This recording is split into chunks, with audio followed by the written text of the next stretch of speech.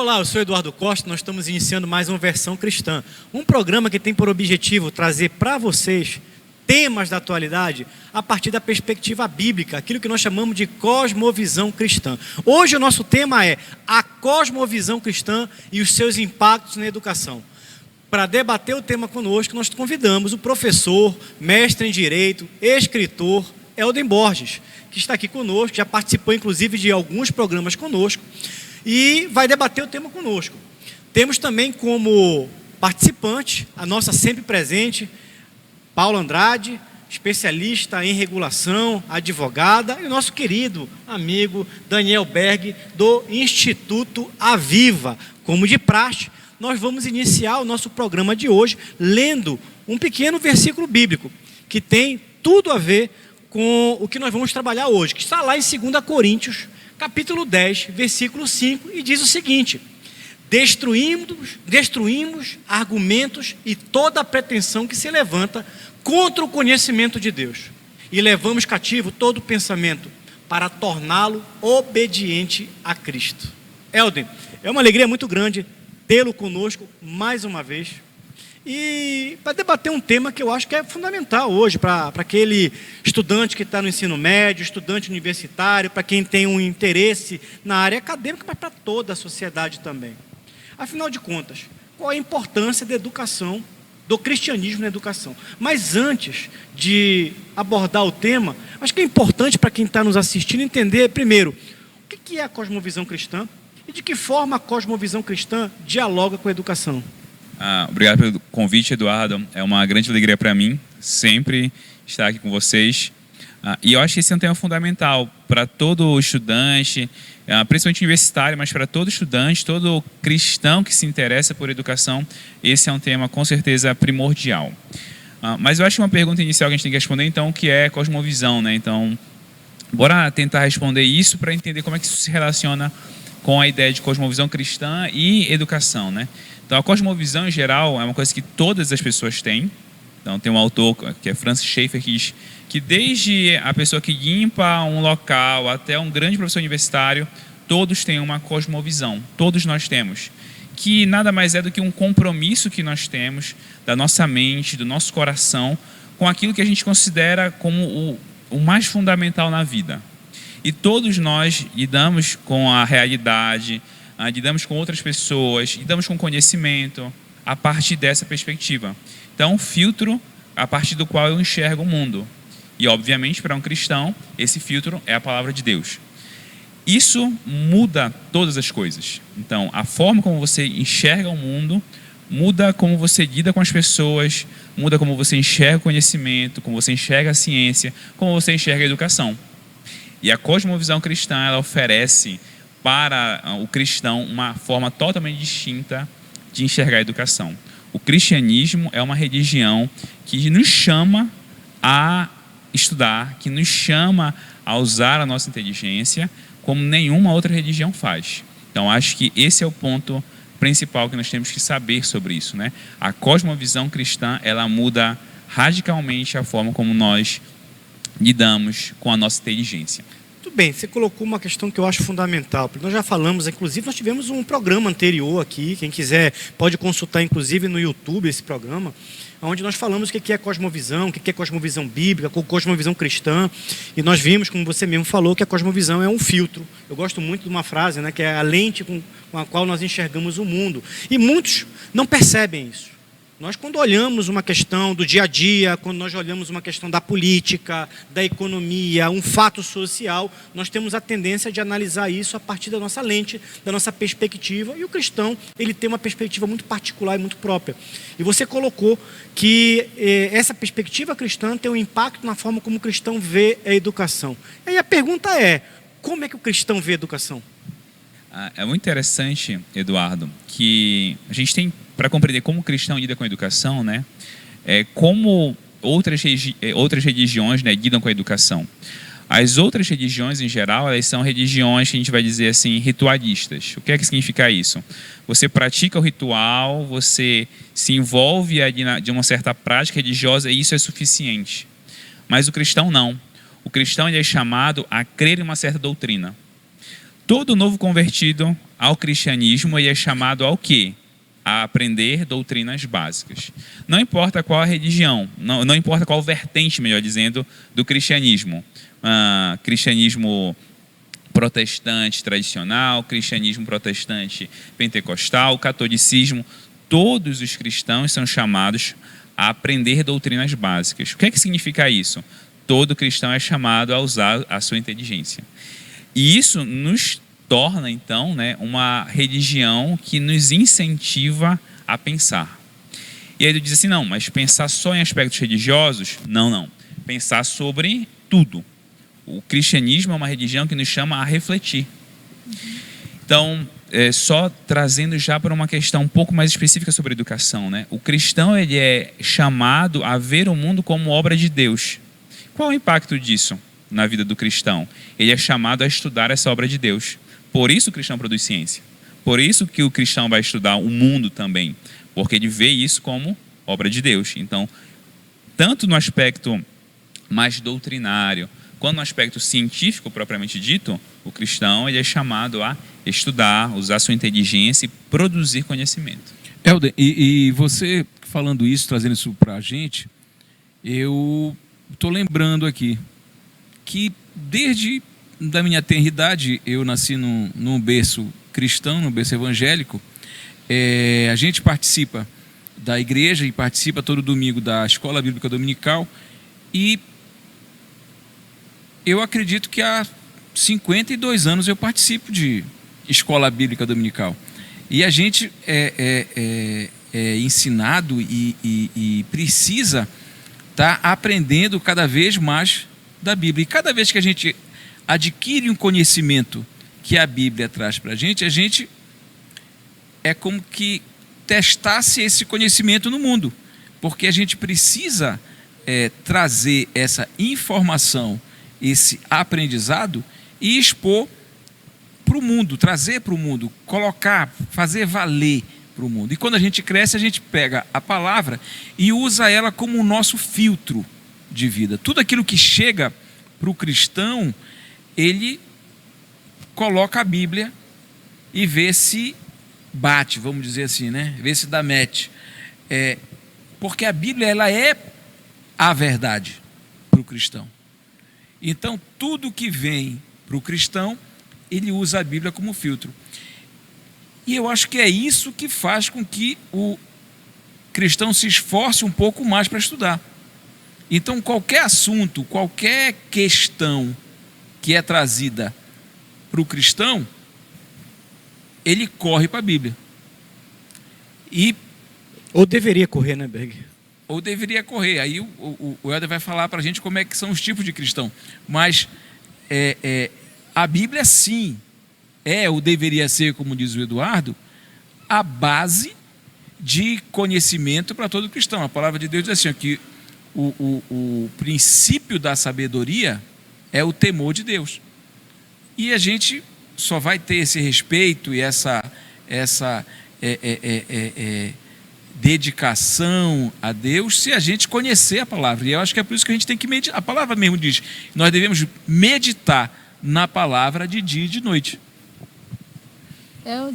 E outra questão que me chama a atenção é o incentivo, inclusive com a questão da escola dominical, de uma cosmovisão de disciplina diária de leitura, disciplina diária de oração, e essas disciplinas do estudo com o texto, e a Bíblia não é um texto fácil de leitura, isso desenvolve um intelecto na criança. Você percebe crianças que têm uma desenvoltura na leitura, ela tem que lidar com palavras difíceis. Algumas igrejas fazem ainda a prática que é louvável de decorar versículos na infância. Isso trabalha também a memorização e outras questões que fazem com que a criança lembre do versículo e faça a aplicação. E são métodos e são formas usadas numa educação cristã com mandamento na Bíblia e que remontam boas práticas de ensino e estudo. Isso ajuda? Então, esses dois pontos eles destacam uma relação que ela é muito clara entre a doutrina cristã e a prática. O que é que significa isso? A verdade que eu acabei de apresentar, que eles comentaram, ela é confirmada historicamente. O que é que significa isso? Que essa afirmação que eu fiz, de que o cristianismo se volta à verdade, se volta a doutrinas verdadeiras, pode ser confirmado na história. Como, por exemplo, nós temos, ao longo da história, a fundação das universidades como fruto de uma ação cristã. Por que as universidades surgiram historicamente como fruto de uma ação cristã? Porque os cristãos estão preocupados em gerar bom conhecimento. A escola bíblica dominical, hoje ela é uma escola bíblica, né? Mas na origem ela é uma escola que ensina educação básica para aquelas crianças. Então ela é uma escola que funciona dia de domingo dentro da igreja para ensinar crianças que não têm acesso à educação básica. Então nós temos historicamente confirmado que o cristianismo produz bons intelectuais, produz conhecimento, produz a fundação das universidades, produz ensino básico de qualidade. Então, isso é nítido ainda quando você analisa, por exemplo, o grau educacional de cristãos e não cristãos. Então, principalmente aqui, sendo mais específico, de evangélicos. Os evangélicos, mesmo em realidades extremamente carentes, apresentam um nível educacional superior. E isso aqui não é um dado cristão ou aleatório, mas isso é um dado que pode ser confirmado sociologicamente e antropologicamente. Por quê? Porque o cristianismo incentiva, mesmo em comunidades carentes, essa formação educacional básica. Aliás, isso se remete, inclusive, a uma obra clássica, né?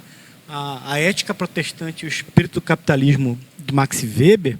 Quem já teve a oportunidade de ler essa obra, no primeiro ensaio que o Max Weber publica, em 1904, ele se baseia em uma tese de doutorado de um orientando seu, que fez um levantamento estatístico da participação, do grau de instrução nas diversas regiões da Alemanha. E ele descobriu, buscando entender por que as regiões de origem ou de maioria protestante tinham mais desenvolvimento e por que nas empresas e nos órgãos públicos os protestantes ou filhos de protestantes galgavam espaços de liderança. Ele descobre que em função da instrução, e ele vai chegar justamente a entender e a pesquisar mais sobre isso, que nas escolas técnicas, tecnológicas, inclusive de ensino superior, havia uma maioria de pessoas de origem protestante, né? Judeus e protestantes.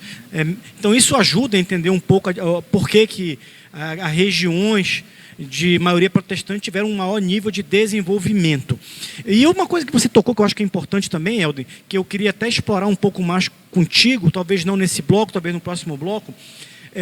Muita gente acha que é evangélico, então é uma pessoa pouco culta, que lê pouco, ou pouco dada aos estudos, e esquece um pouco da história. Você mencionou uma coisa importante. Quando a gente olha, por exemplo, a universidade é uma instituição medieval. E a importância da Igreja Católica para o surgimento das primeiras universidades, ela é historicamente relatado.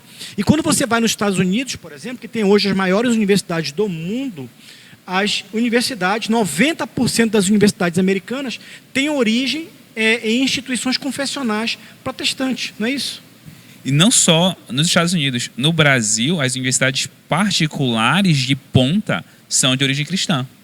Então, nós temos milhares, ou não sei os dados exatos do MEC, mas você tem centenas de universidades particulares. Quando você vai olhar esse cenário de universidades particulares no Brasil, as universidades de ponta, em sua enorme maioria, são instituições religiosas, de origem cristã especificamente. Então, esse parece ser um dado incontestável. Então, ao longo da história e nos diversos países de origem cristã que nós temos, o cristianismo ele foi fundamental no processo educacional, não só de seus membros, mas da comunidade como um todo. A própria educação pública, né? A educação pública ela tem origem justamente na Reforma Protestante. Perfeito. E outra questão que também tem relatos e livros da questão da linguística. o compromisso com a linguística e com a antropologia para a tradução da Bíblia. Paula, muito bem colocado. Muitas línguas têm o seu vernáculo hoje em função justamente do esforço dos missionários na tradução da Bíblia.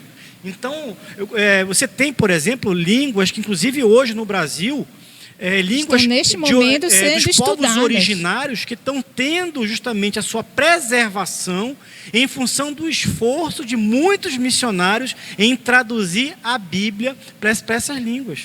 O alto-alemão, até hoje, é definido a partir da tradução da Bíblia feita por Lutero. O alto-alemão escrito é o alto-alemão da Bíblia de Lutero. O inglês, você tem aí justamente a Bíblia do Rei James, né? Quer dizer, as Bíblias, inclusive com a Reforma Protestante, foram importantes para sedimentar a própria linguagem, as línguas e justamente a forma de escrita, né? A escrita também, né? A Bíblia foi o primeiro livro a ser editado e impresso. Isso tudo traz Estamos chegando no final importante do nosso primeiro bloco, e aqui eu estou com diversas perguntas e muita coisa interessante, mas eu já quero lançar uma pergunta, Helder, para a gente começar o segundo bloco e começar a discutir por aí. A importância da Reforma Protestante na sociedade contemporânea, no desenvolvimento da ciência, da educação. Eu quero que você fale um pouco mais sobre isso. Não desligue a sua televisão, não mude de canal, são apenas 2 minutinhos. E já nós voltamos aqui com o professor Helder Bosch falando sobre o papel e impacto da cosmovisão cristã na educação. E eu quero falar um pouco contigo também, Helder, não somente da educação superior, mas da educação básica. Já nós voltamos.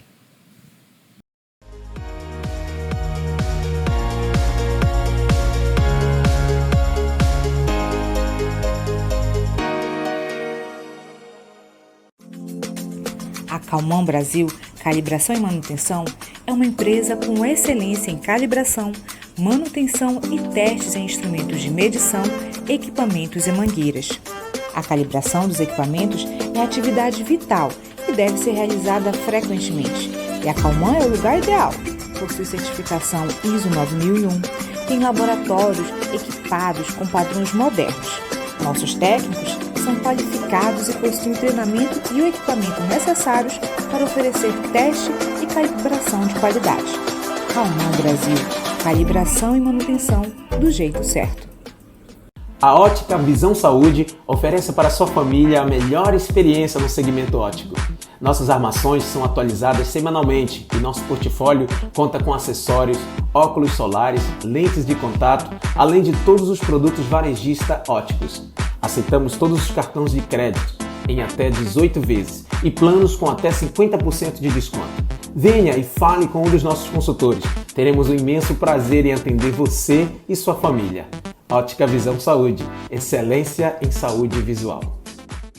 SOS Extintores, sua opção em segurança com ampla linha de equipamentos para combate a princípios de incêndio com alto padrão de qualidade e segurança. Extintores de incêndio da linha convencional, mega e premium, tudo para quem quer resposta imediata, efetiva e segura na proteção de vidas e patrimônios. Ampla linha de sinalização fotoluminescente, mangueiras de incêndio, soluções personalizadas de acordo com o seu empreendimento, seja residencial, comercial ou industrial. Solicite seu orçamento.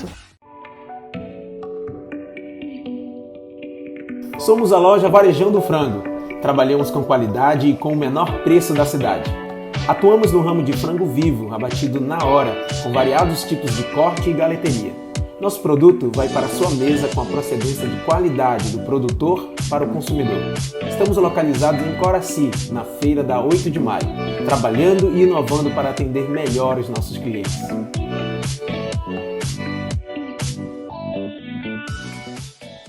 Zelo, saúde, proteção e segurança para a sua empresa. A Zelo traz até você tecnologia de ponta para a descontaminação de ambientes através da desinfecção por pulverização eletrostática. Tem padrão hospitalar e essa tecnologia é a única que proporciona cobertura de 100% do seu ambiente. Aprovado pela Anvisa e pela EPA, Agência de Proteção Ambiental dos Estados Unidos. Não é tóxico nem corrosivo. Seu ambiente higienizado e livre do coronavírus.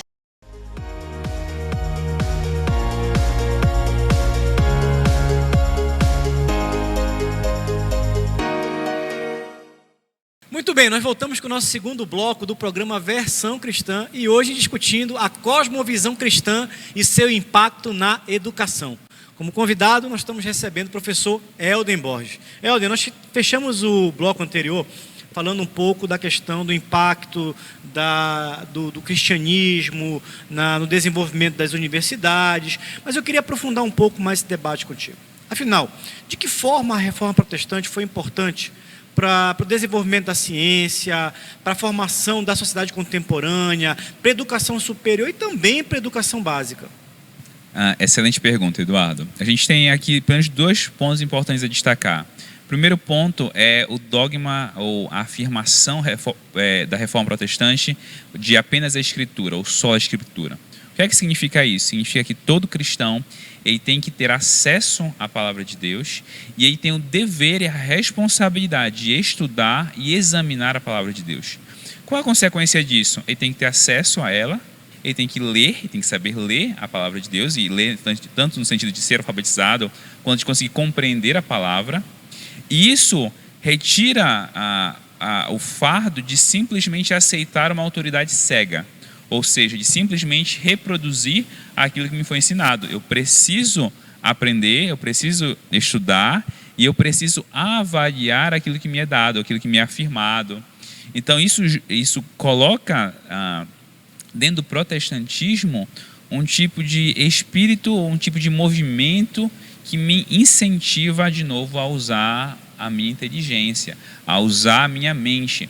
O Berg citou no primeiro bloco, né, que Provérbios fala muito sobre entendimento ou sabedoria, mas o apóstolo Paulo também fala muito sobre entendimento e sabedoria, de ter uma mente transformada, de ter uma mente conformada à mente de Cristo, ou seja, de usar essa mente, mas não de qualquer forma, mas sabiamente. Como é que eu vou usar essa mente sabiamente?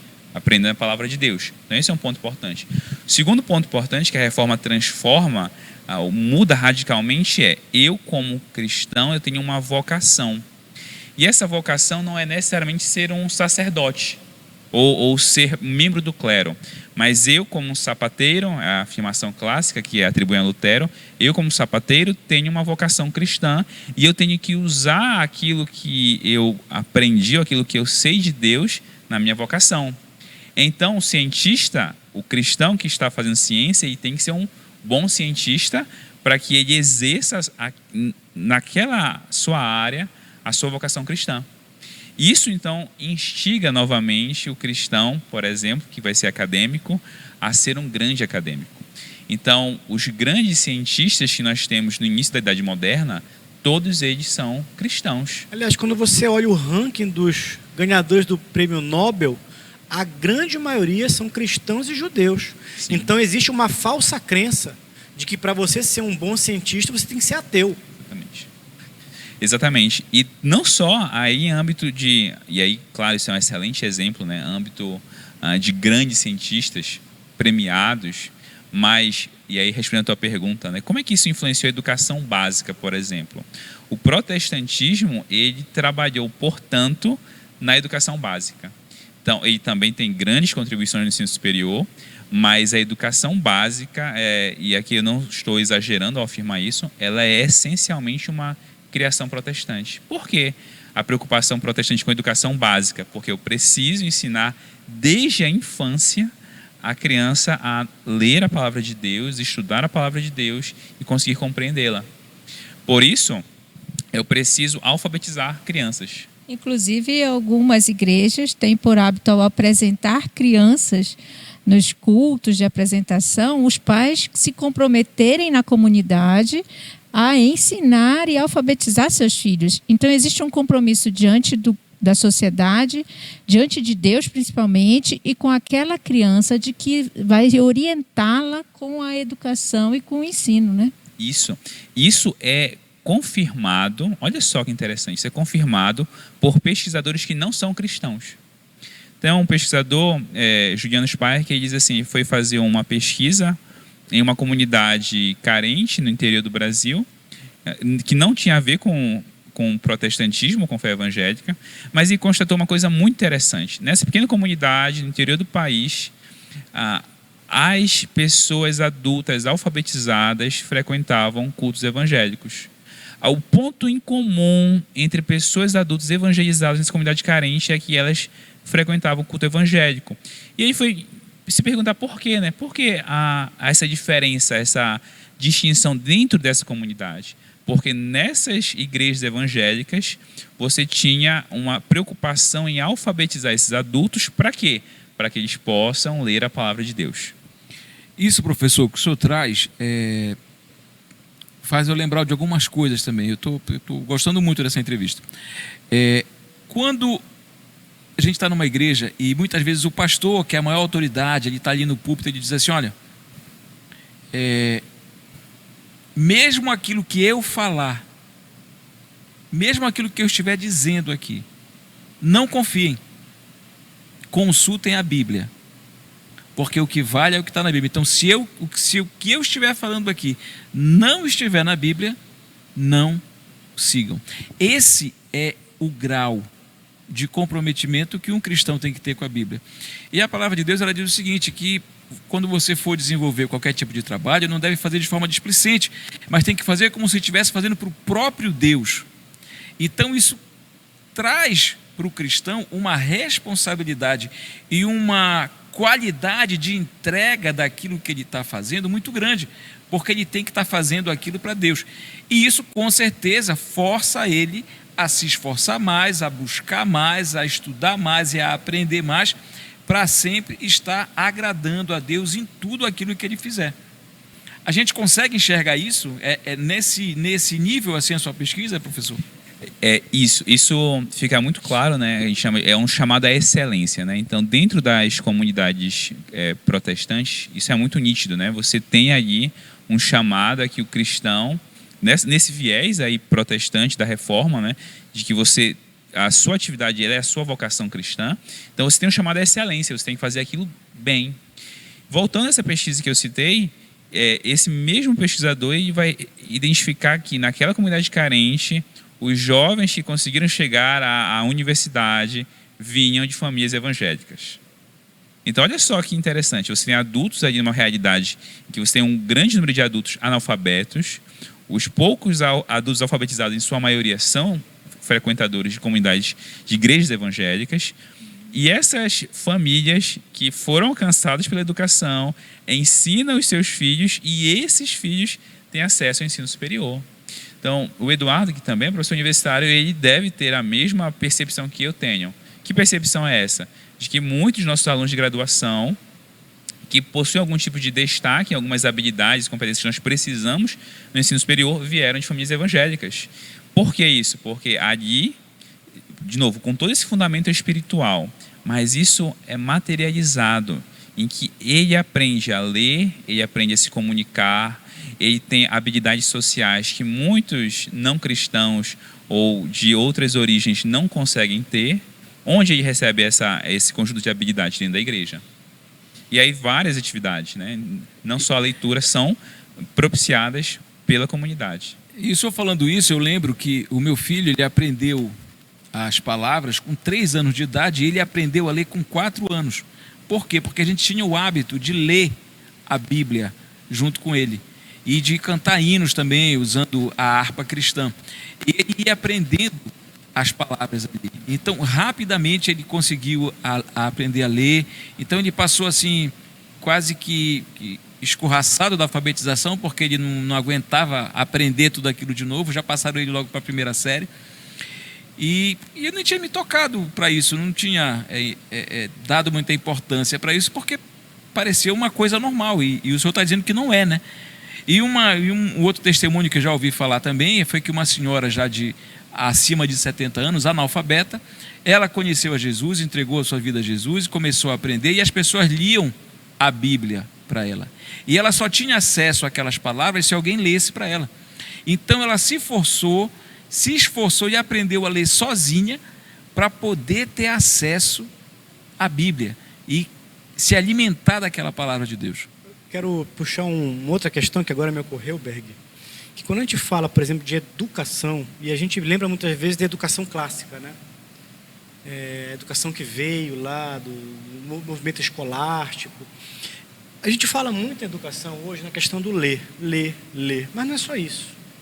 Quando a gente olha a educação clássica, por exemplo, nos escolásticos, a oratória era um elemento importante na educação, saber falar em público.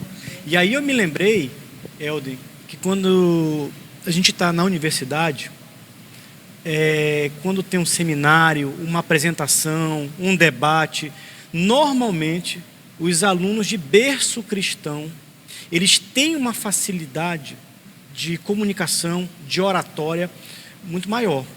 E eu comentava com o Berg, eu vim de um berço cristão e eu acho que as atividades que eu participei nas igrejas, como teatro, por exemplo, quando tinha cantata, isso acabou estimulando a fala em público, a oratória, a perda do medo de falar em público, a vergonha.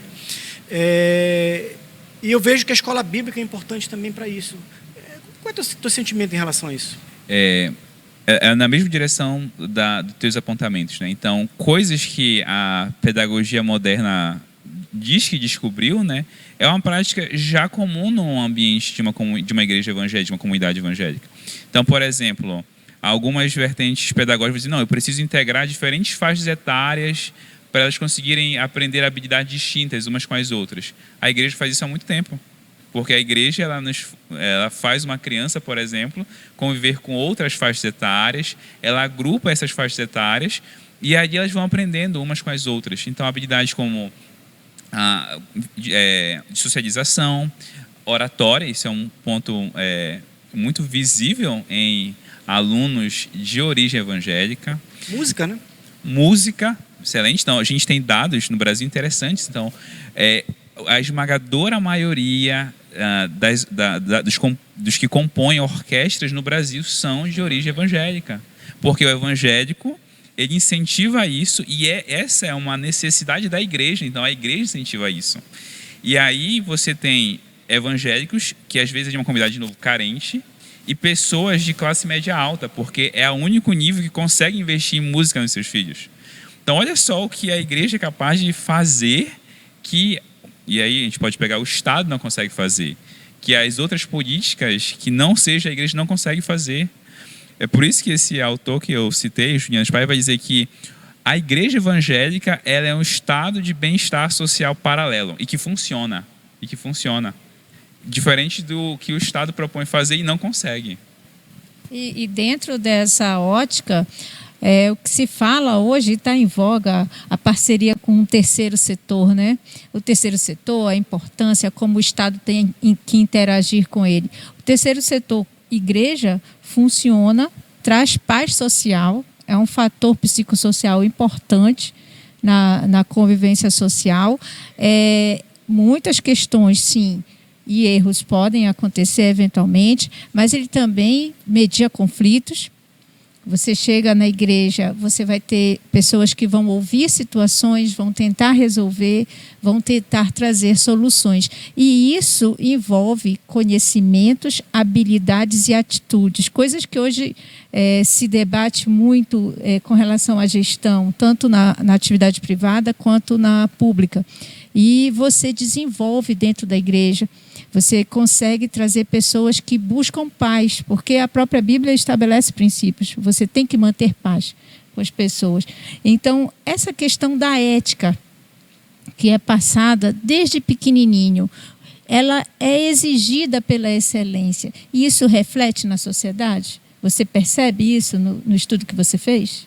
Então, com certeza a gente vai ver esse impacto dentro da sociedade. Então,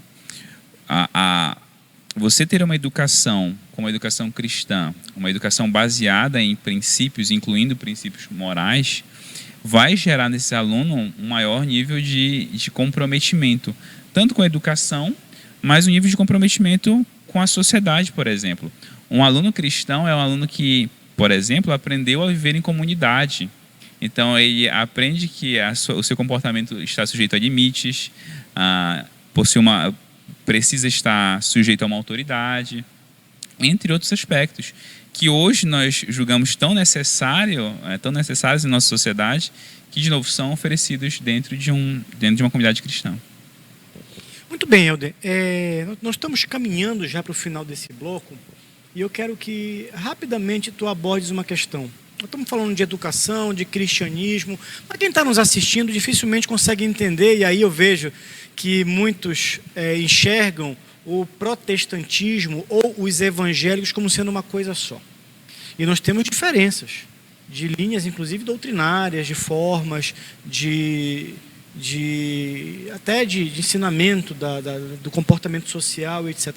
Todas as igrejas cristãs acabam passando esse tipo de visão ou existem diferenças? Excelente ponto. É importante a gente diferenciar aqui, né? Então, eu estou lutando para nós compreendermos que a fé evangélica é uma fé que se volta ao intelecto, não é de forma alguma uma religião anti-intelectual ou de forma mais pejorativa uma religião de ignorantes, mas muito pelo contrário, é uma religião que incentiva o ensino, incentiva o uso da inteligência, incentiva a transformação pela educação. Só que isso ocorre entre todas as vertentes do evangelicalismo? Não, infelizmente não. Nós temos vertentes, sim, que são caracterizadas como vertentes anti-intelectuais. Infelizmente, isso é presente. Aliás, ainda existem algumas igrejas que não são, graças a Deus, não é a maioria, que até desincentivam, por exemplo, os seus jovens a irem para uma universidade com medo deles acabarem se afastando do evangelho. Infelizmente, isso é verdade. Existe, e o pior, né? Muitas vezes essa minoria é considerada como se fosse o representante do evangelicalismo, o que não é verdade, Então, nós temos aí 500 anos de reforma para que algumas igrejas que nos últimos 30 anos têm expressado, têm manifestado esse tipo de compreensão, sejam consideradas como se fosse o representante da fé evangélica, o que não é verdade. Essas igrejas estão na contramão do cristianismo. Essas igrejas, vai dizer um teólogo protestante, John Stott, essas igrejas são mundanas, elas não são cristãs. Nós estamos terminando aqui no nosso segundo bloco. Nós vamos dar um rápido intervalo. A conversa está muito interessante. E eu tenho uma pergunta polêmica para te fazer, Helder. Mas vou fazer na volta.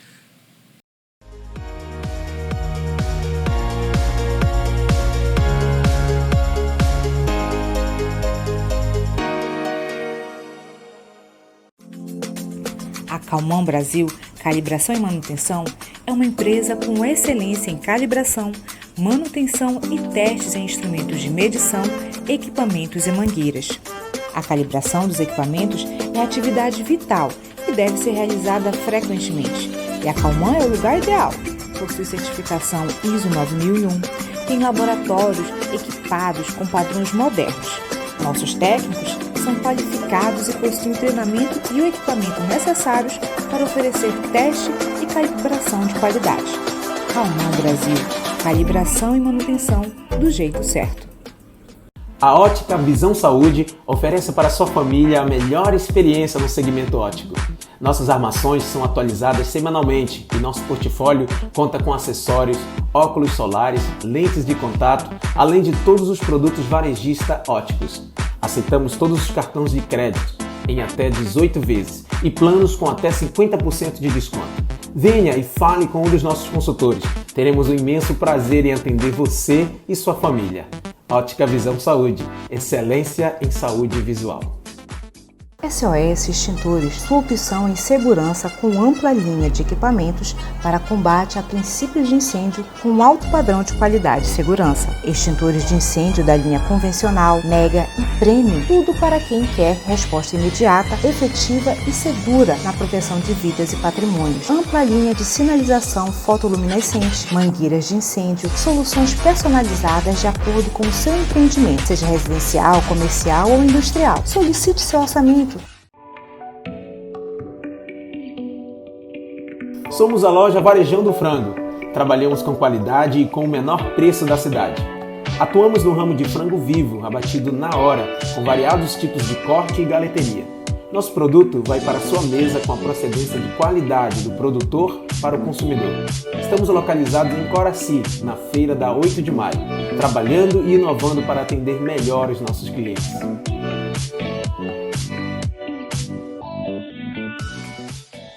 Zelo, saúde, proteção e segurança para a sua empresa. A Zelo traz até você tecnologia de ponta para a descontaminação de ambientes através da desinfecção por pulverização eletrostática. Tem padrão hospitalar e essa tecnologia é a única que proporciona a cobertura de 100% do seu ambiente. Aprovado pela Anvisa e pela EPA, Agência de Proteção Ambiental dos Estados Unidos.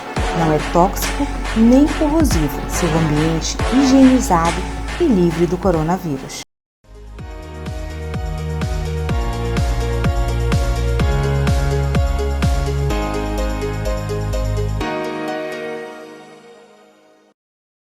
Muito bem, nós voltamos com o nosso terceiro bloco do programa Versão Cristã, hoje falando sobre a cosmovisão cristã e o seu impacto na educação. Uma conversa, um bate-papo super interessante aqui com um professor, escritor, advogado, mestre em Direito, Elden Borges. Elden, não estamos falando de educação. E quando a gente fala de educação, é sempre importante falar do ensino, da pedagogia. E aí uma pergunta: está faltando cosmovisão cristã na pedagogia contemporânea? Excelente pergunta, né? O primeiro ponto, né? A pedagogia, como nós conhecemos hoje, ela é fruto de um teólogo não, né? Mas de um autor protestante, Comênios, que é considerado por muitos um dos pais da pedagogia, como nós compreendemos hoje, é protestante. Agora, o grande problema é como nós temos lidado com essa pedagogia talvez nos últimos 50, 70 anos, né? O grande problema é a percepção, a meu ver, talvez seja o principal problema, a percepção da pedagogia sobre a criança. Que percepção é essa? Então, nós temos, no mundo em geral, talvez a pedagogia expresse isso, a visão de que a criança ela é um ser totalmente puro, ela contém em si a salvação para todos os problemas, e eu preciso simplesmente educá-la, e que se eu educá-la corretamente, então ela vai conseguir mudar o mundo. Aquela ideia muito difundida de que a criança é a esperança da transformação do mundo. Só que o problema é que a criança, e aí nós cristãos entendemos isso, a criança também é um pecador. E a criança, ela também precisa ser disciplinada, ela também precisa ter certos erros afastados, ela precisa ser educada retamente. Então, quando a gente pensa, olha que interessante aqui, quando a gente fala que a Bíblia, os primeiros 5 livros da Bíblia são a lei, o Pentateuco ou a lei. O que é lei no pensamento judaico? Lei é instrução. Lei não é, como a gente pensa hoje, Código Penal, Código Civil. Lei é educar. Lei é educar alguém em um certo caminho. A pedagogia, se ela quiser contribuir efetivamente para a educação e não para a deseducação, ela precisa pensar que ela precisa instruir. Instruir é mostrar um caminho, não dizer assim, não, a criança precisa descobrir o seu caminho. A criança precisa inventar o seu caminho. Não, a criança precisa aprender um caminho. Então, a gente não pode incentivar, por exemplo, a memorização.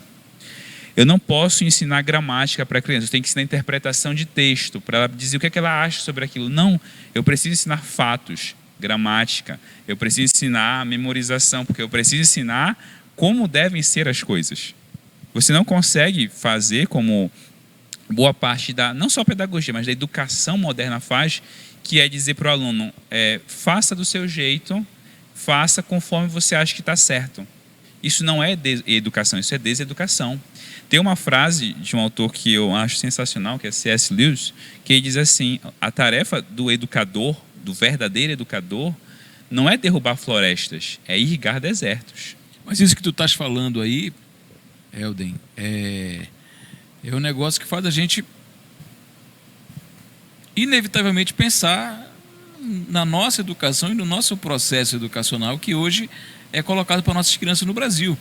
Essa história de que eu aprendi muito com a criança, eu estou aprendendo muito, olha, eu aprendi muito hoje com meu filho, alguma coisa parecida que a gente escuta muito isso, né? E é como se a criança não precisasse ser ensinada. Como você falou, ela vai descobrir o seu próprio caminho, todo mundo vai aprender junto, há uma troca e tal, quando isso não é verdade. Nós precisamos ensinar a criança, nós precisamos ensinar o caminho à criança, e ensinando o caminho caminhando junto com ela, mesmo quando ela ficar velha, ela não vai se desviar dele, assim diz a palavra. E a gente vê hoje que essa pedagogia, muito estranha à palavra, ela traz todas essas informações. Aquilo que você estava descrevendo antes, em relação à criança, ser a esperança que vai transformar a sociedade e tal, a gente vê um pensamento de revolução, um pensamento de está tudo errado, tudo precisa ser mudado e tal, e a gente vê que isso é um pensamento progressista. Tanto que o patrono da nossa educação, entre aspas, é o Paulo Freire, que é um comunista. Como é que tu vê isso? Aliás, eu quero pegar esse gancho do Elton nesse sentido. Quer dizer, da forma como você colocou, que nós estamos observando em muitas escolas hoje, é o tal do construtivismo, é o tal de você não pode constranger a criança. A criança ela tem que ser dona do seu próprio tempo.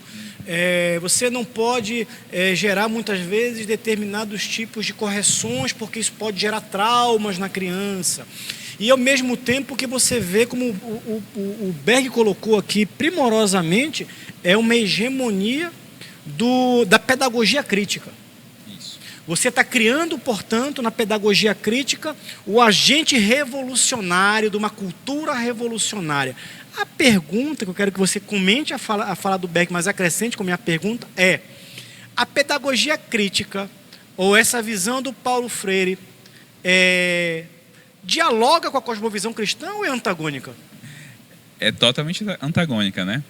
Olha só, eu chamo isso de educação como revolução, porque essa perspectiva pedagógica é uma perspectiva de que a tarefa do educador não é ensinar, é criar um revolucionário, é criar uma pessoa que não vai pensar exatamente, ela vai ter uma tarefa a cumprir.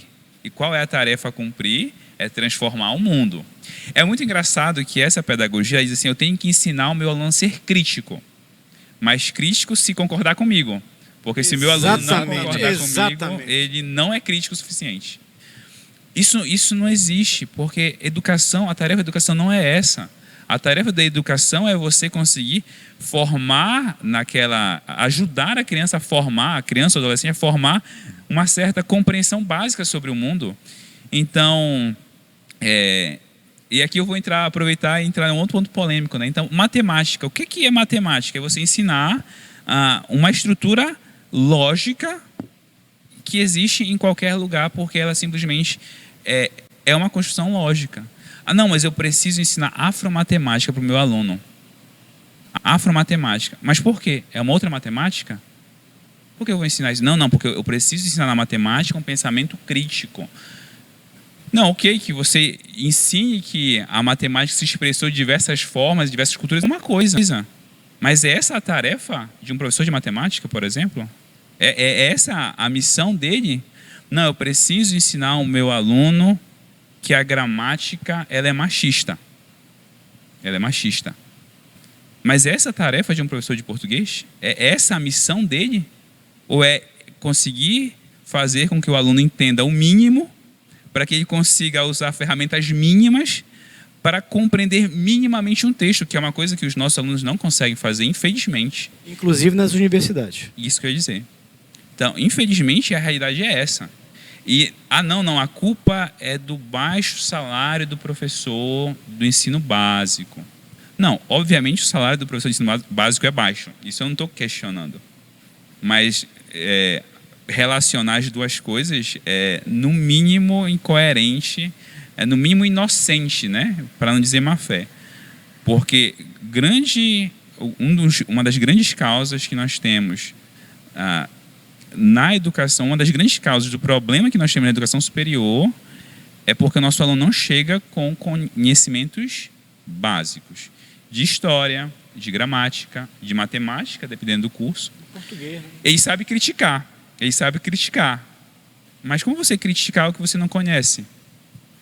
É só a gente ver nas redes sociais os jovens fazendo críticas que vão do nada para lugar nenhum só para gritar. Até a crítica precisa de algum tipo de conteúdo para se sustentar. Sim. Agora, eu quero voltar a essa questão e eu quero te fazer mais uma pergunta. Mas primeiro me responda para ficar claro aqui. A pedagogia crítica, ela dialoga ou não com a cosmovisão cristã? Não dialoga. Aí voltando para responder mais especificamente essa pergunta, né? Nós dissemos isso no primeiro bloco, né? O cristianismo ele nos ensina a pensar de modo crítico. Isso ok, isso é uma coisa. O problema dessa chamada pedagogia ou das teorias críticas é que simplesmente só sobra a crítica. Não sobra mais nada. E muitas vezes uma crítica vazia, né? Isso. Vou dar um exemplo aqui que não sei se todos conhecem, mas existe um filme muito conhecido na área da educação que é A Sociedade dos Poetas Mortos. Excelente filme. Aí, livro também. Aí você tem ali uma perspectiva, e de novo, é realmente muito bom, mas o professor que nós somos ensinados a admirar, ele é um professor problemático. Por que ele é problemático? Porque o sistema, né? Ele questiona o sistema. Ele questiona e ele não oferece nada. Esse é o ponto. Não é só que ele questiona, porque questionar e oferecer alguma coisa é importante. Excelente colocação. Mas quando você só questiona e não coloca nada, não sobra nada. Agora eu quero fazer uma outra pergunta. Bom, você já disse que a cosmovisão cristã, na verdade, ela acaba sendo antagônica a essa pedagogia crítica. Aí eu te faço uma outra pergunta. A cosmovisão cristã, ela tende a ser uma cosmovisão conservadora? Aí a gente entra no outro ponto, né? Definir conservadorismo. Então, do ponto de vista moral, sim, com certeza, porque a fé cristã nos ensina que existem certos valores que foram dados por Deus, que se expressam na natureza, que são conhecidos a todos nós, está lá em Romanos, capítulo 1, né? Quem quiser procurar depois vai encontrar isso. E esses valores, eles têm que ser conservados porque eles são leis de Deus. Leis de Deus. E aí, nesse ponto, sim, pacificamente, né? O grande problema, e talvez no Brasil especificamente, seja o que estão chamando de conservadorismo. Ou o que estão chamando de ser conservador. Esse é o problema, né? Mas, do ponto de vista moral, nós somos chamados a defender certos valores. Então, o exemplo clássico, né? Vida. Se a vida é um dom de Deus e nós somos ensinados que a vida deve ser preservada porque Deus a deu, então isso não é uma regra para o povo de Israel no deserto, mas isso é uma regra para nós hoje.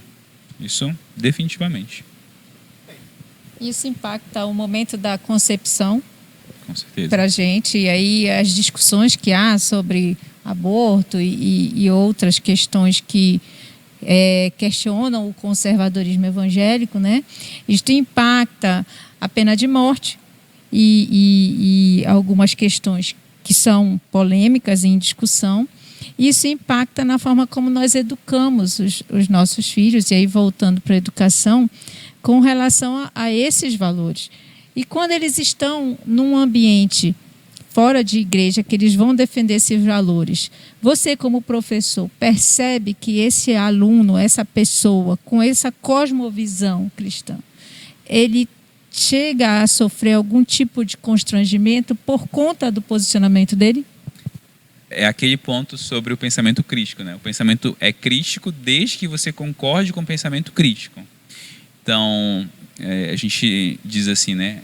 É uma tolerância desde que você não seja cristão, né? Infelizmente, essa é a realidade, e aí de muitos ambientes. Infelizmente, essa é a verdade. Essa semana mesmo conversei com um amigo e ele disse assim, que um professor, e olha só, ponto, né?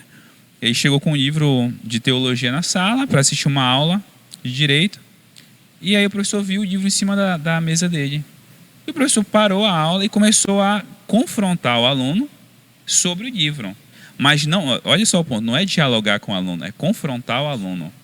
E aí, olha, o professor está se valendo da sua posição de autoridade sobre um aluno que está ali no início do curso, o professor com doutorado, e ele começa a confrontar o aluno, impedindo que o aluno consiga manter sua posição. Porque, de novo, não é um ambiente plural e tolerante, então por que o aluno não pode ter uma posição diferente do professor? E como o aluno deve agir, né? Porque o professor ele tem que cumprir uma ética para com o aluno também. E a liberdade, a própria liberdade acadêmica da pessoa ler, para formar o tal espírito crítico. Como fica isso? Esse é um paradoxo, né? Esse é o paradoxo, talvez, da educação contemporânea, de fato. Eu recomendaria, e é o que eu sempre recomendo, né, aos universitários que frequentam o nosso ministério lá, no Seguros na Verdade, que eles se preparem. Então, a melhor forma que você tem para isso é estar preparado. Exatamente. Se nós somos uma fé que ensina a pensar, então pense. Sobre isso, Helder, nós estamos aqui chegando para o final do nosso programa, mas talvez alguém esteja nos assistindo e esteja interessado em estudar um pouco mais, ler mais alguma coisa sobre o assunto. Você tem uma sugestão de livro para a gente poder indicar para quem está nos assistindo? Tenho. É um pequeno livreto, na verdade, não é um livro, é um livro muito curto, de um teólogo muito importante para o evangelicalismo moderno, né, chamado John Stott. O nome do livro é Crer é Também Pensar. Crer é também pensar. Nele, John Stott vai dizer, de forma muito clara e muito fundamentada, que a fé cristã, ela nos chama não a optar por uma coisa ou outra. Não, ou eu vou crer, ou eu vou pensar. Ou eu vou usar o meu coração e crer em Deus, ou eu vou usar a minha mente e pensar. Não. A fé cristã, ela nos chama as duas coisas. A crer e a pensar. Porque a nossa fé não é uma fé irracional. Esse é o ponto, né? Se nós formos pensar o cristianismo, a nossa fé, ela não é de modo algum uma fé irracional. Ao contrário, é uma fé com muitos fundamentos. Muito bem, nós estamos chegando ao final do nosso programa. Infelizmente, eu estou aqui com 200 perguntas para te fazer, Helder. Mas é sempre um privilégio ter você aqui conosco. Espero que seja mais um de vários outros programas que a gente possa gravar juntos. Você que nos assistiu, você tem uma série de programas que você pode consultar também na nossa playlist no YouTube, inclusive com a participação do professor Helder Borges aqui, falando sobre cosmovisão. Nós vamos gravar, eu acho que um próximo programa, Daniel Beck, sobre conservadorismo, porque eu acho que é importante a gente falar sobre o cristão e o conservadorismo. Mas nós queremos agradecer a presença de você, a presença da Paula, a presença do Berg. Muito obrigado. Que Deus abençoe tremendamente a sua vida, você que está nos assistindo, e grave essa mensagem final. Crer é também pensar. Que Deus te abençoe.